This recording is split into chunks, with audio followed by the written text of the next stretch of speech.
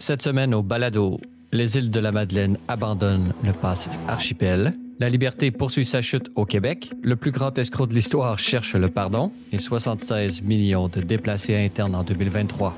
Sans oublier votre grand enjeu de la semaine. Tout cela et bien plus dans votre Libre Podcast.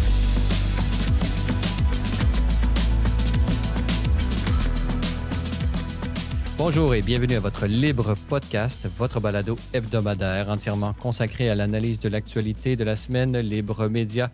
Je suis Francis Denis en compagnie de mon collègue et rédacteur en chef à Libre Média, Jérôme Blanchet-Gravel. Jérôme, bonjour. Bonjour Francis. Notez que l'ensemble des sujets discutés au cours de ce balado sont également traités en format écrit sur le site web de Libre Média au www.libre-media.com.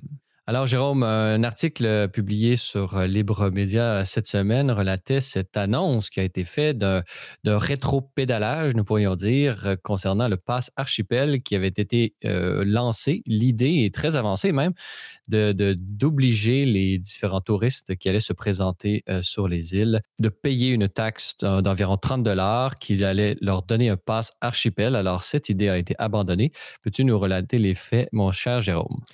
Oui, mais dans le fond, on comprend que ce n'est pas un abandon définitif, mais temporaire, parce que le maire de l'île des îles de la Madeleine, Antonin Valiquette, a affirmé hier à la radio, là, une radio de Montréal, il entendait en fait revenir à la charge avec ce fameux pass archipel. Donc, c'est une victoire temporaire, entre guillemets, pour ceux et celles qui se méfient de ce genre de dérive, là, évidemment, lié à l'avènement de la société de surveillance. Bon, certains y verraient simplement un droit de passage, mais comme je l'ai expliqué, ça va beaucoup plus loin que ça. Ça implique beaucoup de choses, ce genre de mesures.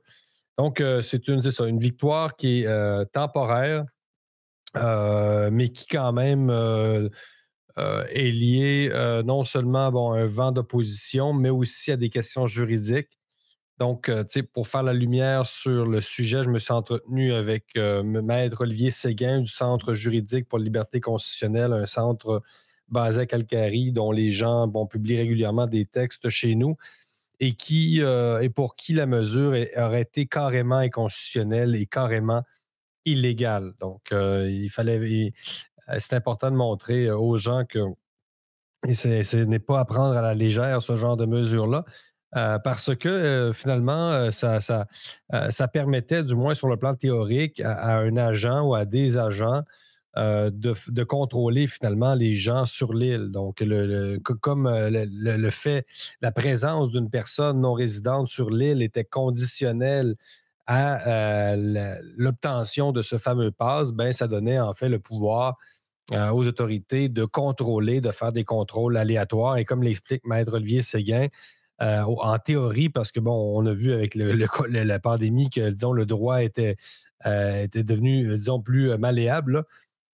Là. Au Canada, on ne peut pas contrôler aléatoirement des gens comme ça sur la rue. En fait, les gens ont même le droit de passer leur chemin quand ce sont des motifs qui ne sont pas, par exemple, ceux d'être contrôlés en voiture, par exemple, pour la question de l'alcool au volant, pour vérifier son permis de conduire, preuve d'assurance. Donc, dans le fond, c'était le principe de libre circulation des personnes qui était mis en cause là, par cette décision du conseil municipal des îles de la Madeleine.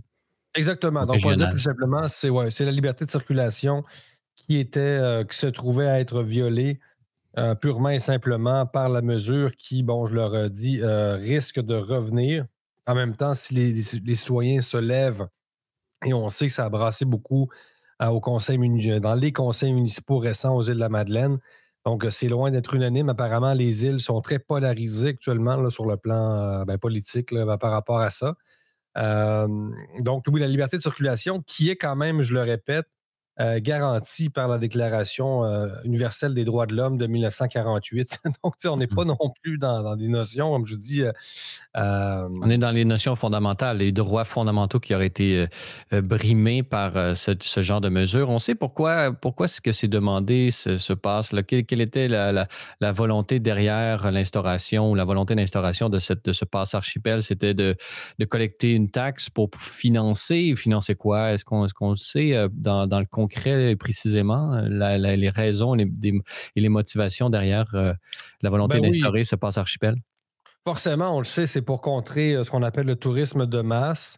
Donc, sur un modèle comme celui à Venise, ou bon, dans d'autres endroits, là, patrimoine mondial, est-ce que les îles de la Madeleine reçoivent suffisamment de visiteurs par année? Est-ce qu'il y a une dégradation de l'île suffisante, on ne va pas s'y rendre, pour justifier ce genre de mesures? C'est sûr qu'on peut avoir le débat, c'est-à-dire qu'évidemment, il y a des lieux historiques où, par exemple, le château de Versailles, n'importe lesquels, en fait, là, vous ne pouvez pas arriver avec 1 million de personnes par jour. Donc, il faut l'avouer, là, euh, il y a des limites de gens par jour sur un site qui peuvent être légitimes, là, qui sont justifiées par évidemment une réalité patrimoniale, là, physique. Là, c'est-à-dire les lieux ont une limite sur le plan matériel, là, c'est-à-dire s'il y a 20 millions de personnes qui marchent sur la muraille de Chine par jour, je ne sais pas combien il y en a, mais forcément, il y a certaines briques, je ne sais pas, pierres qui vont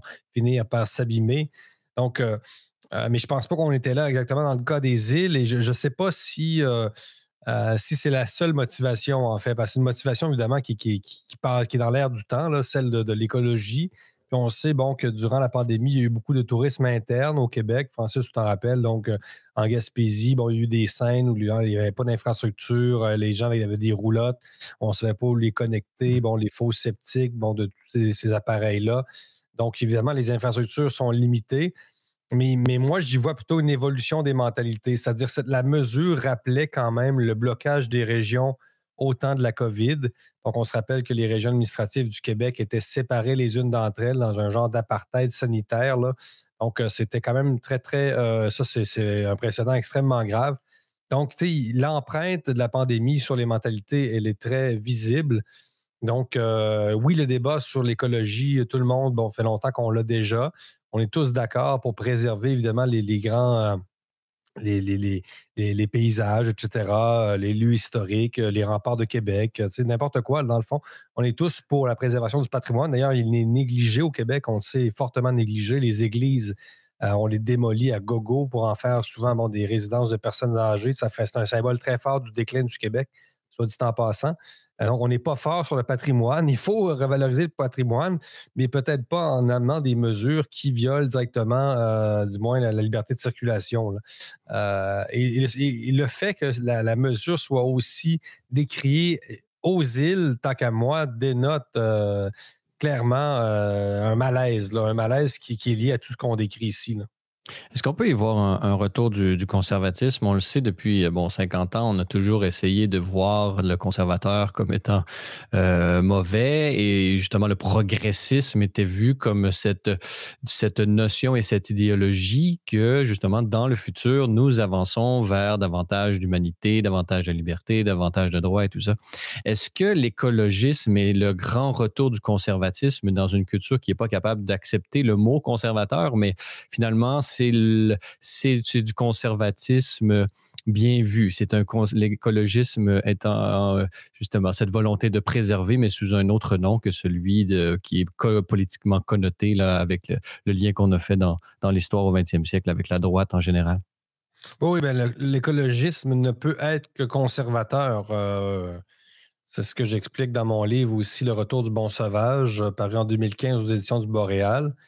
Donc, c'est un peu le paradoxe de l'écologisme qui se présente évidemment sous les couleurs du progrès, mais qui forcément appelle à une certaine retenue et qui est fort, et qui critique la modernité. Donc, la modernité qui est basée sur une sorte de mouvement infini. Donc, la croissance économique est fondée quand même, celle du libéralisme, sur cette vision linéaire de l'histoire et non cyclique, là. Donc, il y a un écologiste qui veut revenir à une vision cyclique du temps. Donc, c'est ce qu'on appelle le développement durable, là, qui est un peu une synthèse, en fait, entre les deux. Mais plutôt, l'écologisme de la décroissance, c'est revenir au cycle et peut-être même au cycle de la nature. Donc, forcément, on ne peut pas être dans une logique, celle des lumières, de progrès éternel, etc., là. Donc, il y a vraiment une volonté de mettre un frein à un certain progrès là, qui soit surtout économique, là, c'est-à-dire à une évolution économique. Donc oui, il y a un conservatisme qui est un peu nié, en fait, par ceux à gauche qui voudraient n'y voir que du progressisme. Parce que ça, le mot conservateur n'est pas à la mode, là, tu sais. C'est ça, d'où ça vient cette pudeur et c'est le fait de ne pas vouloir être associé à une certaine tradition philosophique? D'où ça vient cette cette incapacité des nouveaux écologistes à se concevoir comme étant véritablement les grands conservateurs de notre siècle? Ben, d'abord, je pense qu'ils comprennent pas exactement ce qu'ils font. Je veux pas être condescendant, mais il faut comprendre ce qu'on fait, là. C'est-à-dire que, il y a des gens qui, là-dedans, ne se sont pas arrêtés vraiment, ont pas pris le temps de réfléchir, c'est-à-dire sur le plan idéologique et philosophique. S'ils sont convaincus qu'ils sont dans une logique de progrès, là, il faut s'arrêter un peu. Ensuite, ben, il y a évidemment toute la pression sociale qui fait en sorte qu'on a carrément exclu du débat bon, certains courants, ben, évidemment, de la droite en général au Québec. Donc, ça n'a pas bonne presse que de se présenter. Ça n'aurait pas bonne presse que de se présenter comme un écologiste conservateur. Ça n'existe pas encore, disons, comme concept, là. En France, par contre, en Europe, on a des mouvements, des mouvements carrément conservateur, écologiste conservateur. Ouais, ben, tout autour de la revue Limite, là, Feu, la revue Limite, il y a un nouveau mouvement au sein justement de cette nouvelle jeunesse un peu catho, environnementale, justement, qui mettait l'accent sur cette vision d'un écologisme intégral. Là, je pense que, mais ça n'a pas fait de long feu non plus, donc c'est pas nécessairement très populaire. Je pense que la frange, disons, celle que tu as décrite comme n'étant pas consciente de ce qu'elle fait est plus grande que ces jeunes écolos cathos français et européens. Ouais, mais il y a quand même la revue voyons, Argument, c'est au Québec, la revue Éléments.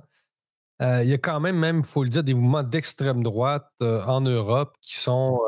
Puis quand je dis extrême droite, moi, il faut comprendre que la notion, c'est pas pour stigmatiser, là. Il y a des mouvements d'extrême droite en Allemagne aussi qui font vraiment à la fois dans le nationalisme et l'écologisme. Même en fait, les nazis étaient assez écolos, hein. Très paradoxalement, parce qu'on sait que, bon, c'est un génocide industriel. Ce qu'ils ont fait, là, c'est épouvantable. Puis il y avait. En fait, c'est un mélange, là. C'est comme une recette, là, de. En fait, les idéologies sont des recettes. C'est fait de plein d'ingrédients. Donc, tu sais, Mais il y avait une volonté scientiste un peu liée à la théorie de l'évolution, comme quoi il y exact. aurait une race supérieure et eux, ils voulaient accélérer l'histoire d'une certaine façon en y participant activement, là, en éliminant une partie de l'humanité, finalement. Là. Ouais, ouais, ouais. Tu avais un espèce de. La pire des choses. Tu avais un peu le mythe du surhomme. Donc, tu avais un peu de prométhéisme racial, forcément. Un peu de communisme aussi, ben, de socialisme, un national-socialisme. Donc, tu avais un volet aussi très lutte de classe, finalement. C'est un peu le peuple allemand prolétaire contre bon, l'élite libérale, capitaliste juive, finalement. Ça, on l'oublie souvent, là, mais il y avait un côté, quand même un volet de gauche dans le nazisme.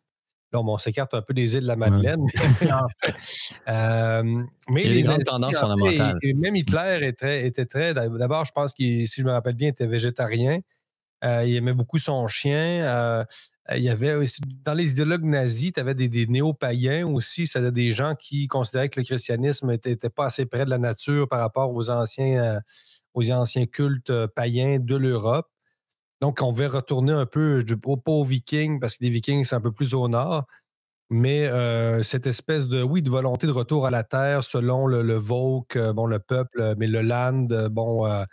Donc, il y avait un truc écolo, en fait, la volonté de préserver les paysages allemands.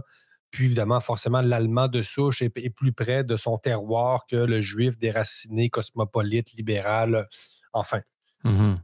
On peut voir peut-être par rapport justement au lien avec la droite identitaire, là, est-ce qu'il n'y a pas, justement, on le sait, les grands gouvernements, on pourrait dire les grands au sens les plus macro, là, mettons au Canada, ce serait le fédéralisme et le Parlement fédéral, cette incapacité à gérer la notion de frontière par les États nationaux et supranationaux, est-ce que ça n'agit pas justement sur le local au sens où, puisqu'il n'y a plus de frontières nationales, il doit y avoir des frontières, disons, régionales, là, même municipales. Est-ce qu'on n'est pas dans un prélude justement de cette ou une façon de balancer le déséquilibre actuel au sujet des frontières? Peut-être bien, mais je sens que tu as peut-être une hypothèse là-dessus. Je vais te laisser quand même te répondre et je vais revenir après. Ben, oui, c'est justement c'est-à-dire qu'il y a toujours un équilibre. Les sociétés, par elles-mêmes, naturellement, cherchent un équilibre et les frontières font partie de cet équilibre-là. Les nations, oui, les États-nations sont nés surtout au 20e siècle, mais il y a toujours eu une association entre, bon, historiquement, là, à travers toute l'histoire de l'humanité, on peut monter jusqu'à l'homme de Cro-Magnon si on veut, là, il y a toujours un lien entre tribus, nations, nationalités, euh, critères ethnologiques et territoire. Et donc, ça fait partie d'une certaine façon, même, je pense, des gènes de l'être humain. Et donc, le fait qu'aujourd'hui, avec notre monde de plus en plus connecté, où est-ce que en 30 secondes, je peux être lié à une culture qui s'est développée parallèlement à la mienne pendant 5000 ans. Et donc, c'est sûr que ça fait beaucoup de choses à assimiler. Donc, moi, j'ai comme un peu l'impression que ce non-frontiérisme des États-nations actuellement crée de l'instabilité, même génétique ou psychogénétique, qui fait en sorte que les gens vont essayer de se protéger parce qu'ils n'ont plus l'impression que la frontière existe. Donc, est-ce qu'il y aurait, d'une certaine façon, dans ce genre de passe archipel ou passe sanitaire, un retour de cette notion de frontière, non pas nécessairement consciente, mais simplement comme étant quelque chose qui apparaît pour pallier et rétablir un certain équilibre qui semble ne plus, dont la nation ne semble plus être capable de, de soutenir et de défendre. Je ne sais pas ce que tu en penses. Moi, Oui, c'est je une bonne vois ça hypothèse. comme un prélude. Là. À gauche, à droite, on voit, ben, tu as mentionné Venise. Venise qui a déjà été un État presque nation, là, une république de Venise qui n'était pas liée au reste de l'Italie. Donc, il y a une grande volonté d'indépendance qui est présente à Venise depuis très longtemps. Mais là, bon, on a ça ici. Est-ce qu'on on pourrait chercher? Je suis certain qu'on peut en trouver un peu pareil ici et là. Je ne sais pas, qu'est-ce que tu en penses?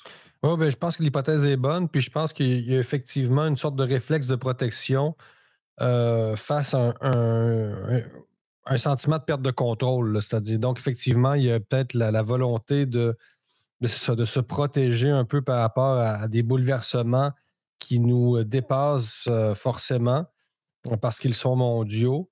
Euh, donc, un désir de rétablir certaines limites, certaines frontières, euh, c'est fort possible. Donc, ça, évidemment, c'est une hypothèse qui n'a pas été soulevée dans les médias récemment. Elle vient d'être soulevée de mon propre cru ici même, en direct sur Libre Média ou Libre Podcast. À Libre Média. Donc, puis effectivement, bon, on voit aussi que la ville est de plus en plus forte aussi. Bon, les municipalités emmènent de plus en plus large au Québec.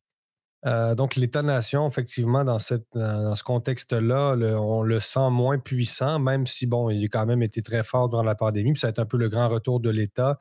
Bon, certains ont dit que c'est l'État, finalement, qui s'occupe de choses un peu insignifiantes par rapport aux prérogatives réelles qu'il devrait récupérer.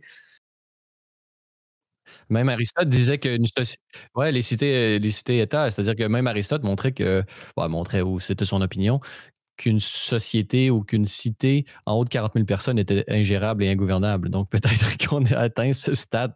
Grâce à notre technologie, on peut gouverner plus de monde, mais peut-être qu'on a atteint le stade où est-ce que c'est impossible. En français, ce serait dans le fond une sorte de micro-patriotisme madelino. Mais encore là, par contre, c'est ça, la mesure ne fait pas l'unanimité. Puis il faut quand même, bon, qu'il y ait ce genre de réflexe-là, plus ou moins bon, légitime, on peut le comprendre. Mais la question des droits fondamentaux, bon, celui de circuler, n'est pas à prendre à la légère. Donc, c'est-à-dire qu'il va falloir être capable quand même de faire la part des choses, puis tout en luttant contre ce sentiment de dépossession, être capable de faire les choses habilement, là. C'est-à-dire que moi, je l'entends, ce que tu décris. C'est ça, c'est ce sentiment de dépossession face à un monde en changement ultra rapide. Mais est-ce que c'est la bonne mesure à adopter? Moi, je pense qu'il vaudrait mieux réinvestir, se réengager dans l'espace public un peu partout au Québec en des mouvements plus coordonnés que on se replier simplement sur, disons, son île. En même temps, c'est un archipel, donc c'est un réflexe insulaire. Même les grandes nations insulaires ont des réflexes insulaires. Donc, on le sait, l'Australie. Donc, il ne s'agit pas de juger. Tu sais, on ne juge pas les Madelinos. On ne dit pas que c'est ça. Ceux qui sont pour, on ne dit pas qu'ils l'échappent, qu'ils sont cons ou n'importe quoi. Là. On essaie de comprendre, mais c'est sûr que quand on lit l'article que j'ai écrit avec Olivier Séguin, ben, on voit que quand même les questions constitutionnelles, on peut pas passer un truc inconstitutionnel. C'est enfin. Non, c'est que les îles de la Madeleine sont encore sous dessous, entre guillemets, de la province de Québec et du Canada. Donc, il y a un ordre hiérarchique qui s'applique également aux îles de la Madeleine. Puis on peut penser aussi qu'il peut y avoir aussi cette volonté de participer à ce grand retour néo-païen, là. C'est-à-dire qu'il y a cette grand-messe de l'écologisme et on veut y participer. Comment y participer? Bah, comme on l'a fait ou selon les moyens qu'on réussit à imaginer du haut de notre conseil municipal. Et peut-être que c'est la seule chose auquel ils sont arrivés après la COVID. Mais là, tu comprends, c'est un peu utiliser des mesures mondialistes pour contrer les effets du mondialisme. C'est un code QR.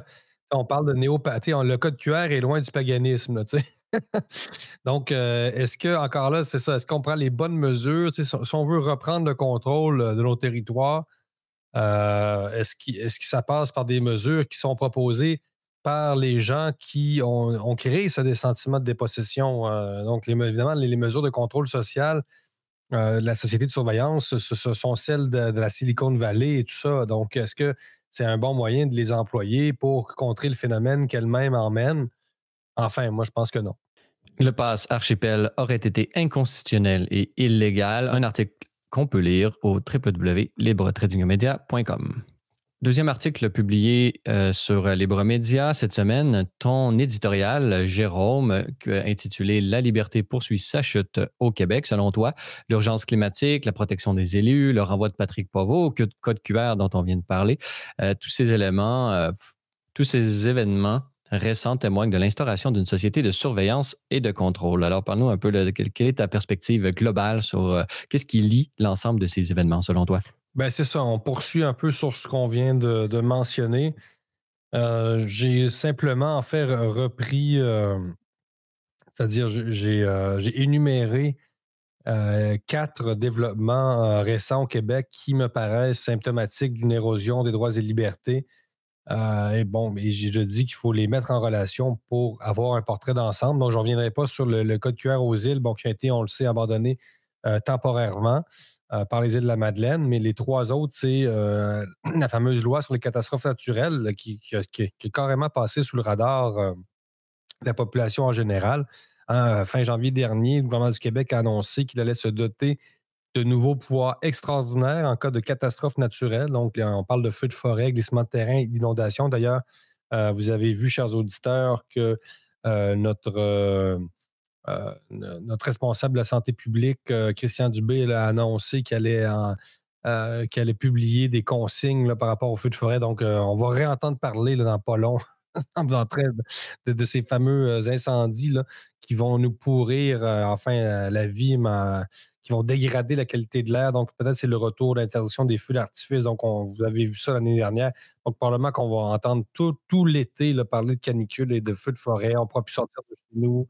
Ou peut-être qu'il a accès à des chiffres sur l'augmentation des cas de pyromanie qui sont un peu dans les différents asiles psychiatriques ou disons les traites chez l'ordre des psychiatres. Je ne sais pas, parce qu'on sait que ce qui avait été de théorie complotiste ou disons perçu comme tel, finalement, c'est avéré vrai. Effectivement, il y a des gens qui ont été attrapés pour ça. Donc, l'augmentation soudaine des feux de forêt, bon, on sait que les changements climatiques en provoquent un certain nombre. Est-ce que les changements climatiques provoquent tous les incendies de forêt? Moi, personnellement, Ça facilite le travail des pyromanes. je laisse la question ouverte. Mais chose certaine, on va entendre parler tout l'été de ces phénomènes. Du moins, la médiatisation des feux de forêt à ce niveau-là, Francis, m'apparaît nouvelle. C'est-à-dire, si les feux de forêt ne sont pas nouveaux, la surmédiatisation des feux de forêt, elle, est clairement nouvelle. Donc, je le répète, c'est extrêmement important qu'une fois que cette loi va être adoptée par Québec, Ben, à peu près n'importe quelle catastrophe naturelle pourra justifier la suspension de liberté fondamentale le temps de rétablir la sécurité, entre guillemets, des gens jugés concernés par cette nouvelle crise. Donc, je ne sais pas si vous imaginez, donc, quand on va juger que l'ampleur du phénomène est suffisamment grande, on va pouvoir restreindre, encore une fois, que ce soit la liberté de circulation, peu importe. Ça se passe au Québec et même le ministre de la Sécurité publique, François Bonnardel, avait comparé le projet de loi à un état d'urgence comparable à celui de l'urgence sanitaire. Donc, on est vraiment dans la banalisation de l'état d'urgence, à laquelle contribue la guerre en Ukraine aussi. Partout, en fait, ça dépasse largement le Québec. Mais on voit qu'il y a beaucoup d'États actuellement qui sont en train d'adopter toutes sortes de lois là, pour contrer l'influence étrangère. Donc, il y a toutes sortes de lois là, qui sont en train de baliser beaucoup plus le discours. On va attendre de voir leurs effets réels. Mais la guerre en Ukraine a beaucoup justifié ça en France, là, la banalisation de l'état d'urgence. Donc, il y a beaucoup de couches. Là. C'est-à-dire, il y a eu la pandémie, ensuite, il y a eu l'Ukraine, ensuite, bon, maintenant, c'est l'urgence climatique. Ça fait quand même trois bonnes couches, en fait, d'état d'urgence. Là. Au Canada, on est un peu moins touché parce que, bon, c'est un conflit qui est européen, là, au départ, là, l'Ukraine. Mais bref, tout ça est à surveiller et je vous le dis, c'est une question de jour, en fait, avant qu'on. Est-ce qu'on va voir encore une fois des écoles empêcher les élèves de sortir à la récréation, comme on l'a vu l'été dernier? C'est fort possible. Là. Oui, ben encore là, qu'est-ce qui est, c'est l'œuf ou la poule? Est-ce que, parce que par exemple, je donne cette possibilité d'enlever un droit de passage parce qu'il y a, mettons, un feu de forêt, ça a toujours existé. C'est le bon sens d'une certaine façon, par exemple. On a tous en tête, je ne sais pas, il y a un feu de forêt ou un grand tremblement de terre. Une dame âgée ne veut pas abandonner sa maison parce que, bon, elle a toujours vécu là, elle a 80 ans et tout ça, donc elle est en panique. Donc là, soit le policier, le pompier prend la dame un peu de force dans ses bras pour lui sauver la vie. Et finalement, bon, sa maison brûle. Donc là, il y a entre guillemets, une perte de liberté de la grand-mère qui se fait, bon, manu militari, expulser de chez elle pour lui sauver la vie. Donc, en guillemets, ce principe-là existe depuis toujours et il est reconnu. Personne n'irait actionner le pompier qui nous a sauvé la vie malgré nous. Par contre, qu'est-ce qui fait... Donc, d'une certaine façon, cette possibilité-là, elle peut faire sens dans des cas extrêmes ou dans des situations vraiment exceptionnelles. Qu'est-ce qui fait en sorte qu'aujourd'hui, on a besoin de légiférer concrètement pour permettre l'application à grande échelle de ce qui aurait été compris par le sens commun il y a quelques années? Ben forcément, une perte, une baisse de la responsabilité individuelle. C'est-à-dire, on parle évidemment beaucoup de droits, moins de devoirs. Donc, ça, c'est ce qu'on peut quand même accepter comme critique de la part de ceux qui disent que le libéralisme est allé trop loin. Mais c'est une bonne question. Pourquoi on est obligé effectivement de codifier ce qui relevait autrefois du gros bon sens et de l'ordre des choses? Encore une fois, je vais te laisser tenter une réponse et peut-être que j'y reviendrai après. Bah, une réponse parmi d'autres, parce qu'une question aussi large que ça peut avoir plein d'applications et de tentatives de réponse. Moi, ce que j'aurais disons, la perspective civilisationnelle au sens où Tacite le disait il y a longtemps, là où les lois se multiplient, un empire en décadence ou une civilisation décadente, les lois se multiplient. Donc, pourquoi est-ce qu'on tente de multiplier toujours les lois dans une société décadente? Bon, il y a plusieurs réponses, mais on peut justement penser que une société décadente ne peut plus se soutenir elle-même. Les individus ne sont plus capables de se donner par eux-mêmes la motivation, disons même l'encadrement nécessaire à ce qu'ils deviennent des citoyens productifs qui apportent une valeur à la civilisation. Donc, puisqu'ils ne sont plus capables de le faire par eux-mêmes, ils ont besoin d'un ordre structurant qui vient les encadrer, comme je parle souvent de l'arbre qui n'est pas capable de se tenir tout seul puisqu'il est trop petit, donc il a besoin de quelque chose comme un support qui l'entoure pour lui permettre de grandir. Bon, on est peut-être on a peut-être régressé au niveau de la capacité des individus, justement, comme tu faisais mention par rapport à l'irresponsabilité ou le manque de responsabilité. On assiste à des individus qui sont de moins en moins capables de se tenir par eux-mêmes et donc ils ont besoin d'encadrement de plus en plus précis pour pouvoir devenir justement des citoyens productifs. Donc Ouais, ouais. peut-être que on est dans une phase avant ou quand est-ce que ça a commencé? Bon, ça, c'est un autre débat. Là. Pour moi, c'est sûr que les années 60, 68, notamment au Québec, les années 70 et cette culture de la déresponsabilisation individuelle a créé justement des citoyens de moins en moins capables d'être productifs par eux-mêmes. Donc, d'où la nécessité de multiplier les lois au sens de les rendre de plus en plus concrètes et afin de permettre aux citoyens d'être aussi productifs que l'ont été les générations passées. Mais c'est une arme à double tranchant, plus on fait des lois concrètes qui viennent légiférer dans la vie intime et la conscience des personnes, plus on les rend irresponsables. Donc, attention à la prochaine génération qui va être complètement désabusée devant le réel. Et, enfin, c'est un peu ma vision, comment interpréter cette perspective de Tacite qui montrait, il y a déjà là plusieurs millénaires, comment, dans une société décadente, on assiste à la multiplication des lois. Ouais, ouais, ouais. Moi, je dirais quand même, je suis d'accord, mais il y a quand même euh, une offensive menée contre le libéralisme dont il reste la carcasse. C'est-à-dire, on a l'impression un peu depuis la pandémie qu'il y a les institutions, évidemment, libérales. Tu sais, la démocratie libérale, elle est encore institutionnellement debout. Mais on a de plus en plus l'impression que c'est une ossature, c'est-à-dire la chair autour de l'os, c'est de moins en moins là. C'est-à-dire, vous avez des institutions avec des juges, avec une magistrature, tout ça, un système parlementaire britannique qui reste très fort dans sa structure. Mais est-ce que les acteurs de ce système-là croient encore au libéralisme où on assiste à une évolution des mentalités qui n'est pas un progrès, là, en faveur d'un monde plus contrôlant, un peu à la chinoise. Évidemment, il y a tout un phénomène de mimétisme là-dedans, c'est-à-dire à quel point plus la Chine va monter et plus on sera peut-être tenté de l'imiter ou du moins d'imiter certains de ses traits pour peut-être arriver à la même productivité. Je ne sais pas si la Chine est plus productive que nous. Mais la Je- Chine n'a jamais été un État démocratique, n'a jamais été un État qui favorisait le déploiement de l'individualité. Donc, est-ce qu'on a...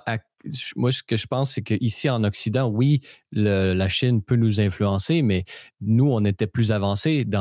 Pour moi, il y a une amélioration. Un des critères de l'avancement d'une société, c'est justement sa capacité à laisser l'individu libre et vouloir volontairement, librement, par lui-même, trouver la place qu'il a à jouer dans la société. Ça, on n'a jamais atteint ce niveau-là dans des sociétés extra-européennes ou extra-occidentales. Donc, le fait que nous régressions, nous revenons à une société dont ce principe-là n'est plus important, montre qu'il y a une corruption. Voilà, pour ceux qui voulaient la citation exacte de Tacite dans les Annales 3.27, c'est corruptissima republica plurime legis. Plus l'État est corrompu, plus les lois se multiplient, disait Tacite. Donc, je ne sais pas comment tu vois ça. Pour moi, il y a une chronologie qui doit être respectée pour bien comprendre. C'est-à-dire que ce n'est pas par mimétisme de la Chine, mais plutôt par régression. On arrive à la temporalité de la Chine qui était un peu, qui nous succédait. Ouais, mais après ça, c'est des débats, évidemment. Très philosophique. La supériorité du modèle occidental individualiste va emmener aussi à des dérives comme évidemment tout le transgenrisme où les gens pensent ils sont tellement individuellement libres. En fait, ils sont une sorte euh, d'existentialisme radical où là, même tu es même libre de choisir ton sexe, tu es complètement désaffilié. Les gens, C'est peut-être l'inverse. C'est-à-dire que oui, tu as raison, mais je ne parle pas de l'individualisme inverse. C'est-à-dire que les individus capables par eux-mêmes de trouver la place qu'ils ont pour être, disons, servir le bien commun. Et là, les exemples que tu montres, ce sont des exemples d'irresponsabilité, d'incapacité à trouver par lui-même, selon ses propres critères, le lieu du déploiement de sa propre personnalité. Donc, ça prouve un peu mon point d'une décadence. c'est-à-dire, tu penses que les gens, dans le fond, ces jeunes trans, finalement, ce que tu dis, c'est ils ne sont pas vraiment Libre. libres individuellement, ils sont plutôt malléables et une pâte à modeler des idéologies qui les rattachent à.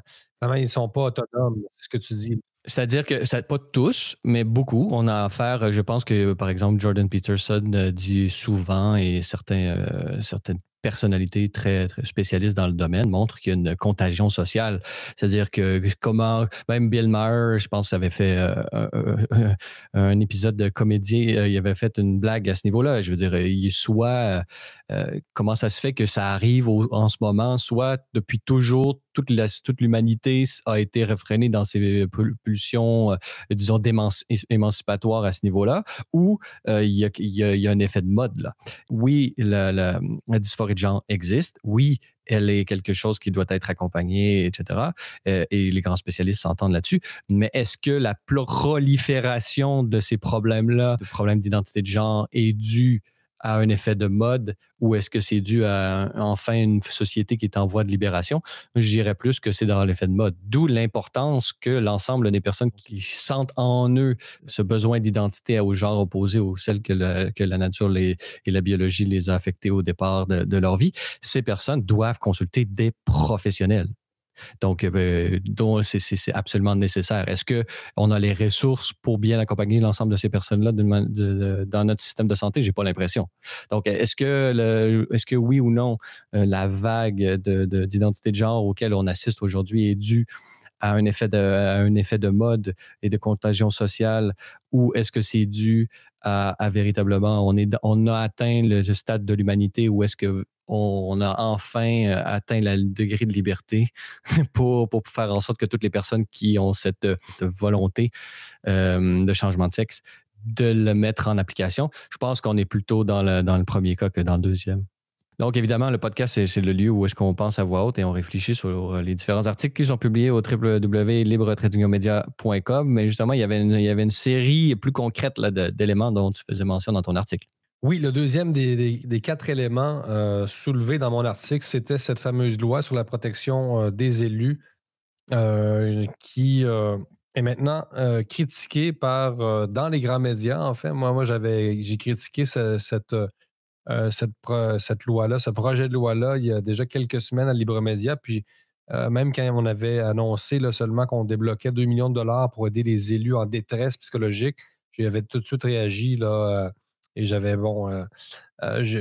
écrit que finalement, on présentait la démocratie comme une sorte de danger pour la santé mentale. Donc, c'est l'appel du safe space, c'est-à-dire la logique, c'est si la démocratie produit des climats toxiques, comme on aime les présenter, alors il faudrait peut-être la restreindre pour mettre en place un safe space. Donc, tout de suite, j'avais pressenti en fait que c'était une logique fondamentalement antidémocratique et anti-débat. Et je dois le saluer. Je m'en réjouis. Les grands médias se sont mis de la partie. Je ne dis pas que l'UR Média les a entraînés, mais force est de constater qu'il y a encore, disons, un peu de lucidité dans notre société. Et donc, aujourd'hui, il y a des dirigeants, les dirigeants, en fait, des principales salles de nouvelles au Québec qui publient une lettre ouverte. Donc, une lettre dans laquelle on dit que finalement, le projet de loi va carrément être une entrave même au travail des journalistes parce que le projet de loi permettait d'octroyer des amendes aux citoyens harcelants. Mais là, encore là, qu'est-ce qu'un citoyen harcelant? Est-ce que c'est quelqu'un qui critique à répétition un politicien sur les réseaux sociaux? Donc, là, les notions emmenées dans le projet de loi étaient beaucoup trop larges. Il y a même des syndicats qui, la semaine dernière, ont également critiqué le projet de loi. Donc, c'est une bonne nouvelle, en fait, Francis, là, qu'on ait compris qu'il y avait ici une grave dérive. Libre Média, c'est beaucoup plus qu'un site web. C'est votre porte d'entrée dans l'univers médiatique. À Libre Média, nous croyons qu'il faut vous donner les moyens d'accéder aux informations qui comptent pour vous. Gardez une longueur d'avance grâce à nos analyses approfondies et à notre couverture exhaustive. Pour tous les détails, visitez notre site web au libre-media.com. Aimez, partagez, abonnez-vous dès maintenant. Libre Média, parce que vos choix sont importants. Et cette semaine, Francis, on a diffusé en fait sur notre page YouTube, notre chaîne YouTube et aussi sur le site de libremedia.com où on peut retrouver aussi toutes nos vidéos. tu as publié un portrait d'un certain Grégory Zawi, qui est considéré comme l'un des cerveaux, en fait le cerveau de la plus grande arnaque financière de l'histoire récente. Peux-tu nous en dire plus? Peux-tu nous raconter un peu ta démarche? Tout ça est lié à un documentaire là, qui est disponible là, sur Netflix là, qui s'appelle Les Rois de l'arnaque. Donc, en fait, c'est une série de personnages, là, mais qui ont existé pour vrai, qui montrent qu'ils ont fait.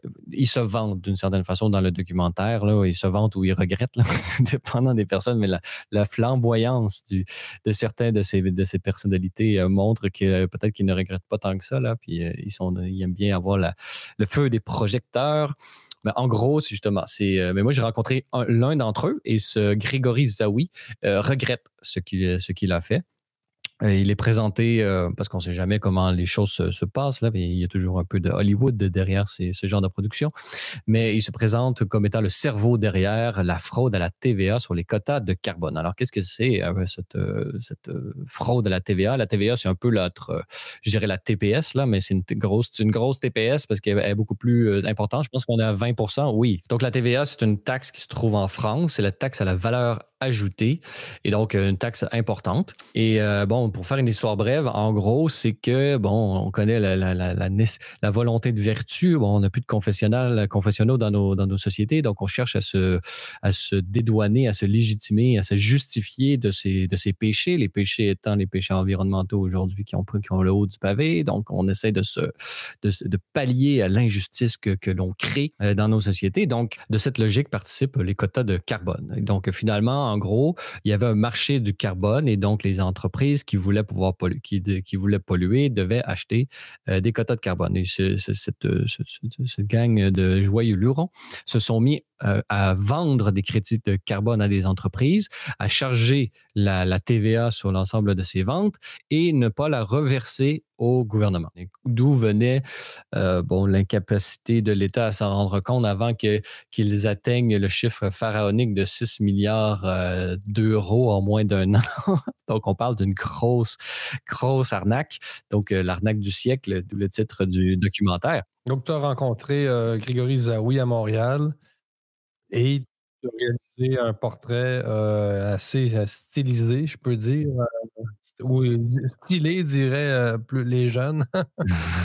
Ouais, donc on a affaire à des grands fraudeurs. Et le premier, c'est Grégory Zawi qui aurait été celui qui aurait découvert un peu la brèche, décidé de se rendre à la justice. Il a fait de la prison et tout ça. Et il était à Montréal et donc je l'ai rencontré, je lui ai posé plein de questions et j'ai créé un peu ce portrait d'un escroc repenti. C'est-à-dire que c'est quelqu'un qui a dépensé, qui a fraudé des millions de personnes, mais en gros, il a fraudé l'État. Donc, dans sa tête, à lui, frauder l'État, c'était pas quelque chose de grave, puisque réparti sur l'ensemble des citoyens, c'est sûr que ça fait pas beaucoup de vol par capita, disons ça comme ça. Mais il a quand même... aujourd'hui, il se rend compte que c'est mal parce que si tout le monde fait ça, ça amène à l'échec social. 6 milliards d'euros, on peut construire des routes, des hôpitaux, des chats. Donc, peut-être combien de morts, entre guillemets, ou combien de personnes ont pu souffrir du manque d'investissement de l'État dans certains domaines de la société. Il est arrivé, après avoir passé du temps en prison, il est arrivé à la conclusion que c'était quelque chose à ne pas faire. Donc, on présente un peu son parcours de conscience à travers ce vidéo qui est disponible sur la chaîne de Libre Média sur YouTube et comment aujourd'hui, il se veut un apôtre à la fois souvent de l'incapacité, de l'incompétence de certains fonctionnaires de se rendre compte à quel point l'État se fait voler facilement. Donc ça, c'est une de ses premières critiques. Donc, susciter chez les citoyens de sentiments aigus que leur argent n'est pas toujours bien géré. Et ça comprend la fraude. Et on sait au Québec à quel point l'État est présent. Donc, plus il y a d'État, plus il y a de volonté de le frauder, puisque la vertu des citoyens ne suit pas toujours la volonté de taxation et d'implication de l'État dans une société. Et deuxièmement, justement, à inviter les fraudeurs à ne pas frauder. pas frauder. Pourquoi? Parce que finalement, ça détruit la vie et il n'y a pas le crime ne paie pas finalement. C'est un adage vieux comme le monde, mais c'est vrai. Donc, il faut toujours continuellement se convaincre que le crime ne paie pas et c'est un peu la fin que se donne ce court portrait de Grégory Zawi qu'on invite nos auditeurs à aller consulter sur, comme tu l'as dit, la chaîne YouTube ou au libre-media.com. Dernier sujet, un autre sujet assez lourd de l'actualité de cette semaine. 90% des 76 millions de personnes déplacées à l'intérieur des frontières de leur propre pays en 2023 ont dû quitter leur région pour fuir la violence et non en raison du changement climatique. Alors, c'est un article qui est disponible sur le site Internet de Libre Média. Contrairement un peu pour suivre une logique inverse à celle des îles de la Madeleine, il y en a qui ne cherchent pas à s'enfermer dans leur région, mais bien à la quitter. Oui, on peut dire ça. C'est énorme, hein? Écoute, 76 millions de personnes déplacées à l'intérieur des frontières de leur propre pays juste en 2023. Apparemment, c'est un record. Et 90% de ces 76 millions de personnes ont quitté leur région, non pas en raison des changements climatiques, comme on le dit souvent, mais pour fuir la violence.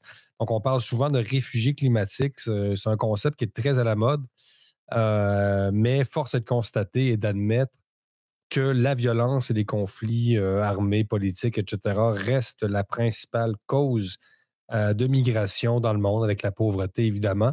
Donc, évidemment, ce n'est pas pour nier l'impact de certaines sécheresses. On sait, il y a des cultivateurs, des agriculteurs qui peuvent être effectivement contraints de quitter leur région parce que, évidemment, l'agriculture ne prend plus comme avant, là. Sauf que les chiffres sont là. Le 90, je le répète, c'est important, 90% des 76 millions de personnes déplacées à l'intérieur. Là, on parle, par exemple, c'est sûr, de réfugiés internes et non externes, là, du moins ce qu'on appelle des réfugiés tout court. Là, on parle vraiment de déplacés.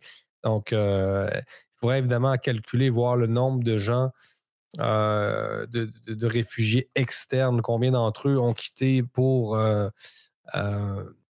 quelles sont les causes? Est-ce que c'est encore la violence ou les changements climatiques? Je pense que ça demeure, forcément, ça doit être encore la violence là, et la pauvreté. Donc, c'est bon quand même de prendre connaissance des chiffres pour un peu prendre une certaine distance par rapport à certaines idéologies. Parce que, bon, on a l'impression, à lire certains médias, que tout le monde migre en fonction des changements climatiques. Même c'est un peu ridicule, en fait, même que d'avoir à dire ça. Mais c'est fou. Puis bon, c'est vraiment le Soudan, la République démocratique du Congo. Du Congo. Ça, c'est le Québec, c'est la République démocratique du Congo. Oui, c'est ça, c'est bon, ça. Et évidemment, Gaza, 3,4 millions de personnes transférées, déplacées à l'intérieur même de la bande de Gaza, qui est un petit territoire, on le sait. Donc, cette guerre qui se poursuit. On continue à suivre l'évolution, évidemment, à Libre Média du conflit entre le Hamas et Israël. Et ça ne compte pas les réfugiés externes, comme tu as mentionné, mais on peut penser, par exemple, à la crise en Ukraine, qui a fait énormément de réfugiés, notamment en Pologne ou dans les pays limitrophes. Et donc, le portrait n'est pas réjouissant à ce niveau-là. Et peut-être que, justement, les changements climatiques, peut-être qu'on devrait plutôt se concentrer sur les différentes réformes démocratiques, l'apprentissage de la gouvernance mondiale avant de penser et changer quelque chose dont on n'a jamais montré la preuve qu'on était en capacité de le faire. En l'occurrence, les changements climatiques. La preuve qu'on peut faire quelque chose pour inverser la tendance est toujours à faire. Donc, pouvons-nous faire quelque chose sur le front de la justice sociale au sens de faire la promotion d'une gouvernance humaine qui respecte la dignité humaine de ses citoyens? Je pense que là, on peut faire quelque chose. Oui. C'est plus concret pour l'instant, en effet. Plus concret et scientifiquement démontrable. Donc, d'un côté, il y a des grands problèmes dans le monde, il y a des grands problèmes démocratiques et de gouvernance dans le monde.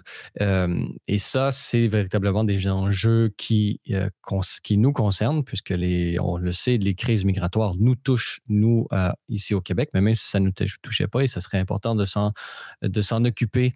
Mais au lieu de cela, nos amis québécois, nos compatriotes, souvent se laissent distraire par des faits divers et leur prolifération. Alors, quel a été ton grand enjeu de la semaine, mon cher Jérôme? C'est un article intitulé l'air dans votre voiture pourrait être cancérigène, selon une étude.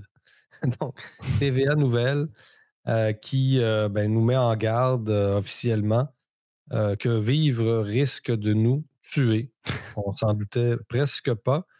Donc, évidemment, un article qui fait un peu, encore une fois, là, disons. En même temps, on peut comprendre que l'air, et moi je serais prêt à mettre un petit 2 là-dessus, l'air dans les voitures est de plus en plus néfaste puisque les gens ont de moins en moins de l'argent pour changer leur filtreur d'air parce qu'il y a de l'inflation due au fait que les gens n'ont pas focusé au bon endroit pendant 3 ans, les 3 ans de la COVID, pensant qu'on pouvait jouer au démiurge et imprimer 300 milliards de dollars. Oui, ben, dit comme ça, effectivement. C'est le serpent qui se mord la queue.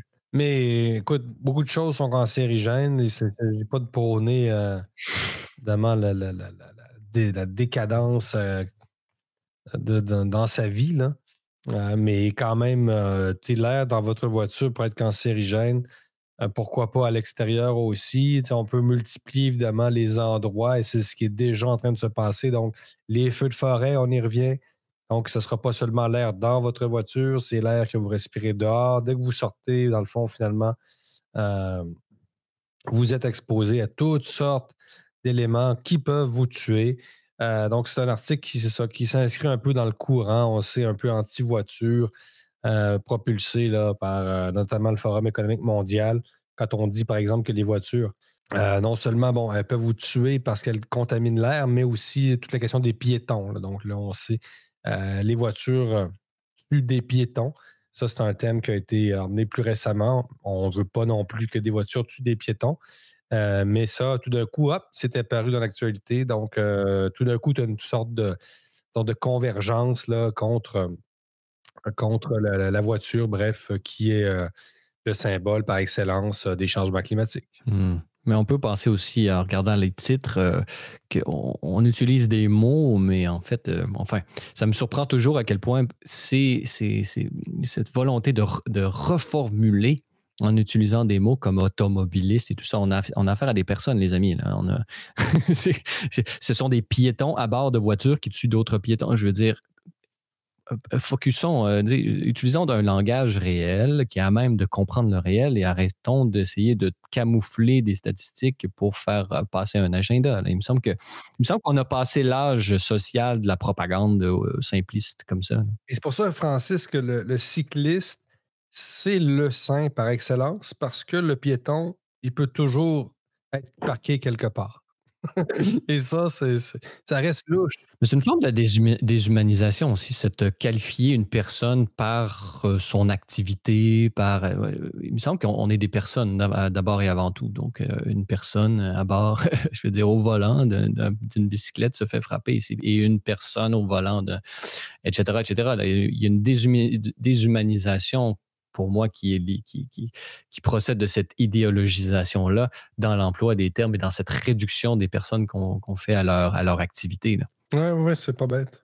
Et justement, on se demande toujours qu'est-ce qu'ils préconisent, puisqu'on peut se dire qu'aussi, un des problèmes sociaux auxquels nous faisons face, c'est la détérioration du parc immobilier, particulièrement à Montréal, avec plusieurs causes, notamment les règles qui traitent de l'augmentation de la capacité des loyers, qui fait en sorte que l'investissement immobilier devient justement un investissement de moins en moins rentable et on utilise même souvent les médias pour culpabiliser les propriétaires de leur volonté d'au moins balancer leurs chiffres, équilibrer leurs chiffres. Ou peut-être qu'on est rendu au point où l'air à l'intérieur des logements à Montréal est moins salubre que celui de ces voitures avec un filtre usagé. Bon, en bref, tout est risqué et mettre l'accent sur quelque chose, c'est souvent à double tranchant. Donc, chers auditeurs, méfiez-vous toujours de ces formulations et de ces articles qui font la promotion des faits divers. Voilà, c'est tout pour le balado de cette semaine. N'hésitez pas à nous donner vos commentaires ou une note sur les différentes plateformes de balado-diffusion. Cela nous aide beaucoup à faire connaître et rayonner le podcast. Vous êtes également invité à nous rendre visite au www.libre-media.com, sur X, TikTok, ou si vous êtes à l'extérieur du Canada, ce pays libre et démocratique, vous pouvez nous rejoindre par l'ensemble des plateformes du groupe Meta. Jérôme, bon week-end à toi. À toi aussi. Et à vous tous et toutes, merci d'avoir été des nôtres et revenez-nous la semaine prochaine pour un autre épisode du Libre Podcast.